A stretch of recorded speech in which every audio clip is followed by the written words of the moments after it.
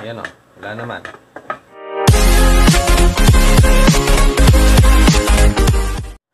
So may kinakalikot ako dito guys. Isang light PO4 na battery, 50 ampere.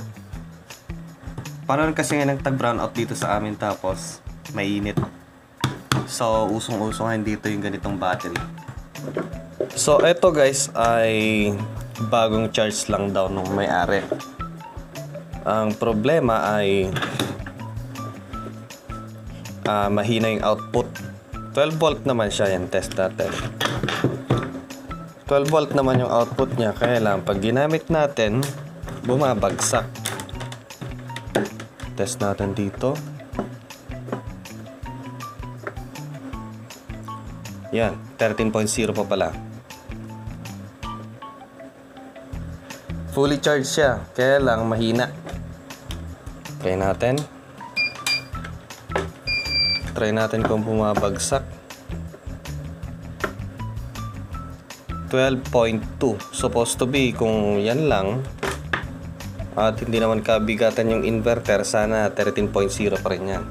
Or 13.1, 13.3. Pero bumagsak siya sa 12.0. 12.0 ba? O 11.9 na. Tapos pag pinaandar natin yung load, bumabagsak.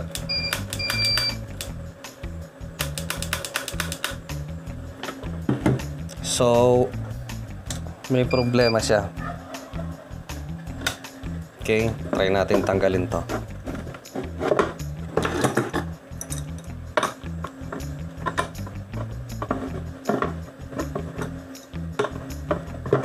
Balik tayo sa pansamantala kasi wala tayong magawa ngayon. Brown out. May ginagawa ko dito, yan naggagawa ko na extension sa working area. Yun lang problema kasi brown out. So ang ginagamit namin ay hybrid inverter. So brown out naman, eto muna.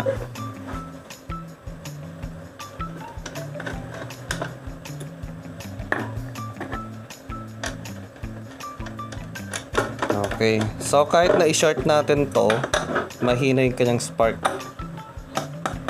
Yun. Sana yan, lumalagapak. Tulog. Yun konti lang yung spark. Dapat sana yan lumalaban. Kasi sabi ng may-ari ay kacha-charge lang. So nahirapan ako sa pagbaklas dito kasi hindi siya di-screw. Yun nakadikit. Natorture.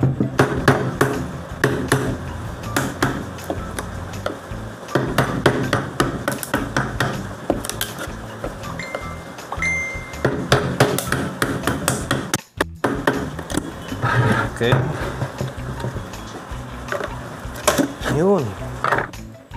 Yan yung spec niya, yung BMS. 50 ampere. Okay.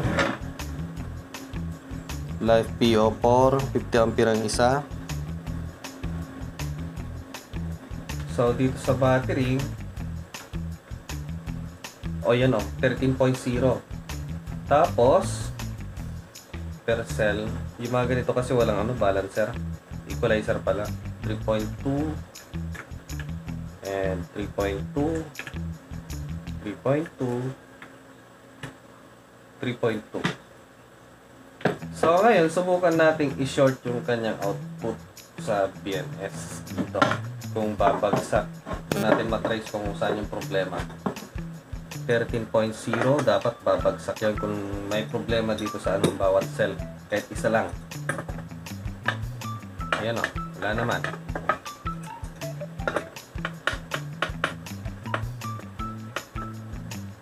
So walang damage sa tingin ko sa battery. Ang problema dito mainit sa BMS. So malamang sa tingin ko dito, kasi nung kinuha ko to sa may-ari, ginagamit nila sa starter. So baka na-damage itong BMS kasi mataas yung yung ampere nung starter. Hindi kasi advisable para sa tingin ko sa mga starter na ganito. Matataas yung kanila yung cranking current. Kaya ang ginagamit mostly sa mga sasakyan ay yung mga flooded type kasi matataas yung kanilang cranking starting. Mababa yung kanilang yung capacity storage, pero malakas yung kanila PCA. Yung tinatawag na cold cranking ampere. So dito, malakas naman yung battery, mataas kung gagamitin natin. Ang problema lang yung protection niya. Nakadepende sa klase ng BMS. Okay, so sa tingin ko ito kasi nga ito yung may init eh. Okay, walang dami sa battery. So papalitan natin, meron ako dito. Mas lakyan na natin kasi ito nasa 60. Kaya mag-handle ng almost. Sabihin na natin na 60 ampere or 80 ampere. Wala akong connection na ganito kaya ihinang na lang natin.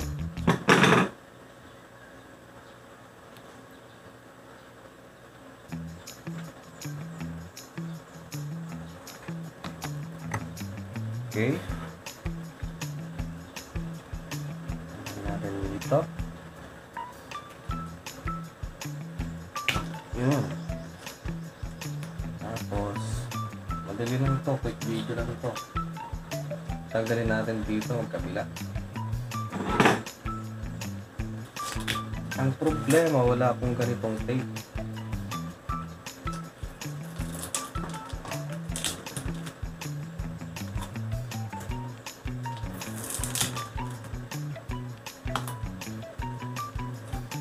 Okay. Tatanggalin natin.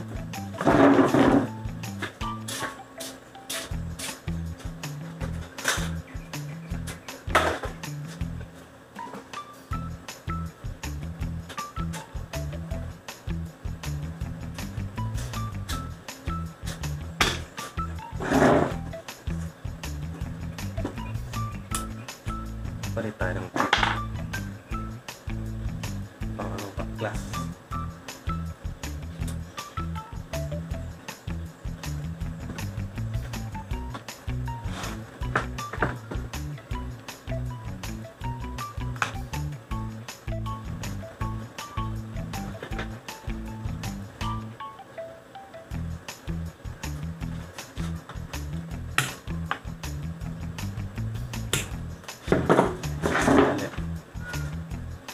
Tapos tanggalin natin to.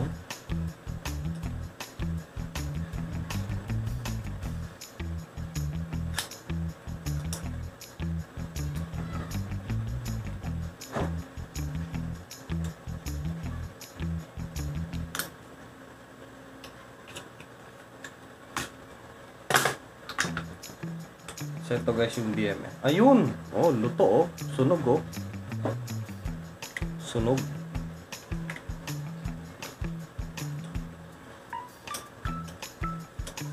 Ayan.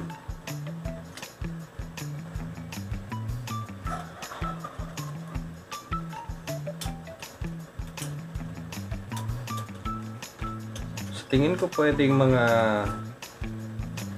light TO4 kaya lang isagad natin yung kanyang sagad natin yung BMS, yung rating niya.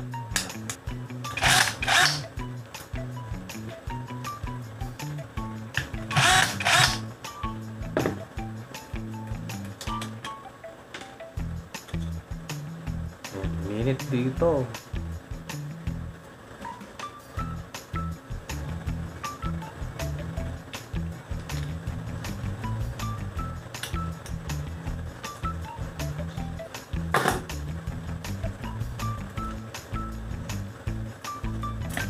Yun. Ayan guys, oh. Sabog-sabog pala yung BMS. So sa tingin ko dito, nasira yung discharge MOSFET. Ito. Yung charging MOSFET, okay lang siya. Believe ako sa connection niya. Malalaki yung niya, makakapal yung kanyang bus bar. Makapal. Solid. So ito ay almost, sa tingin ko nasa lahat nasa 200 ampere. Pag i-add natin lahat. So,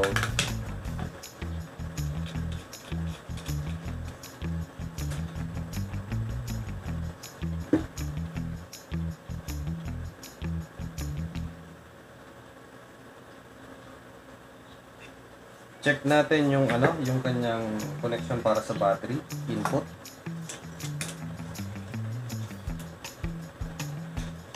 So, hindi dito.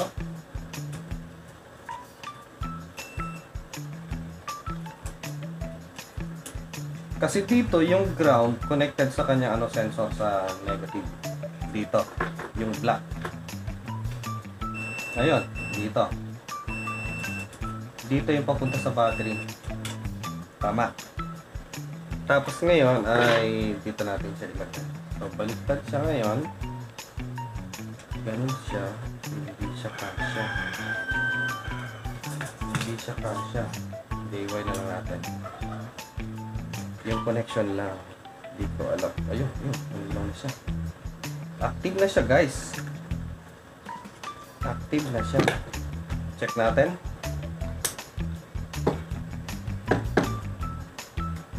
Negative, positive pala. Negative. Ayun, 13.0. Ngayon, at hindi na tayo sure kung bumabagsak pa rin siya, wag na nating i-short kasi nga ay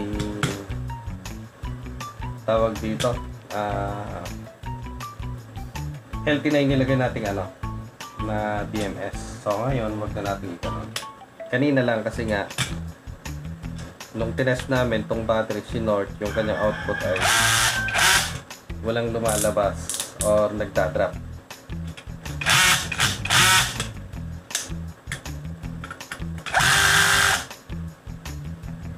Boom!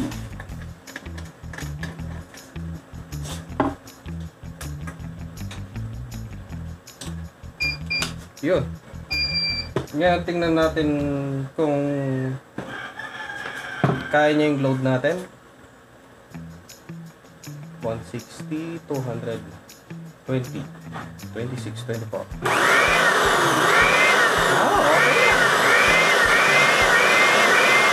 So, obviously naman guys, kita natin sa niya, sa BMS. Talaga ito yung problema. Wala sa battery talaga. So, sa tingin ko sa battery, okay naman siya. Hindi pa naman siya bloated. Magandang klaseng battery. Yan yung kanya brand. High Star Prismatic.